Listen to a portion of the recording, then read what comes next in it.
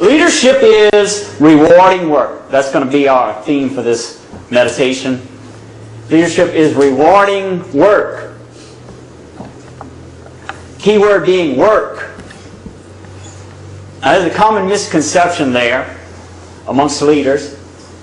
It says, well, the leader is the guy that's pointing the finger and telling everybody what to do. You know, you do this, you do that, you do this, you do that. Now, that may be so in some type of labor union type of outfit, but from what I've seen, work in small business, church organizations, charity organizations, the leader is usually one that does the bulk of the work. And fortunate if he can get a few people to help out and carry the load a little bit. But let's take a look at a few examples, some maybe more notable leaders. Zig Ziglar. The story he told, he goes out and he gives these seminars, presentations, motivation seminars, sales seminars. And during one of those, during a break time, he steps off to the side. This lady approaches him and says, Mr. Ziglar, can I ask you something? Well, sure. Ask me something. Go ahead, be glad to. Well, Mr. Ziglar, I hear that you make a nice little fee for them little talks that you give. He says, well, no, ma'am. No, ma'am. I want to put a stop. That's a really bad rumor. I want to put an end to that right now. I want to clear this up. I want to set the record straight about that because that is total falsehood. That's a false rumor. So let me set it straight. Because I want you to know that I make a great big old fee for them little talks that I give. And he goes on to say, but what I didn't tell her was that years before, I was up before the crack of dawn, going out to the bread factory, the bread bakery, meeting with the men by their bread trucks, ready to go out on their sales routes because I felt like I had something to give them. I felt like I could stir them up and have give them a better day to do better on their sales route that day.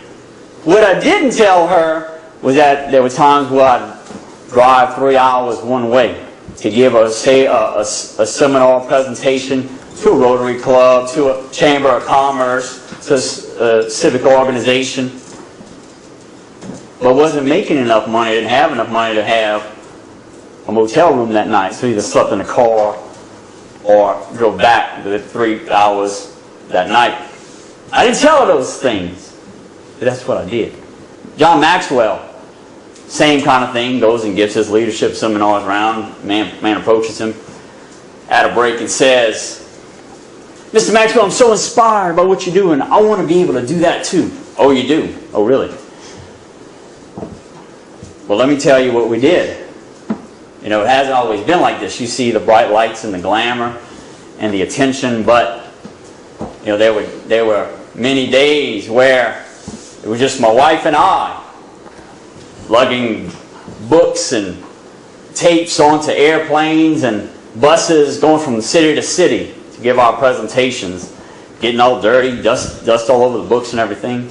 All the times early on in our family life where I wanted to be able to develop my craft, so I would meet with men that were doing what I was doing, that were notable leaders and very advanced in this line of work. Well, I would just be able to buy an hour of their time, travel across the country to meet with them. And we'd spend some of our vacations doing that. That's what I did. Work. You see these men investing themselves into their craft for no monetary return because they felt like they had something to give. But you see, the problem we run into with this is the formation that we've received. This generation we're in now is what Ziglar calls a generation of spectators to life. We have the television, and he talked about some statistics of TV watching, and I pulled some myself. But across the board, every age category, over 100 hours a month of TV watching. Breaks it down by age, and every 10-year age bracket, the TV watching is more and more and more. Every single solid day, that would be at least 3 hours, 3+ hours, and on up from there. So we've been trained to spectate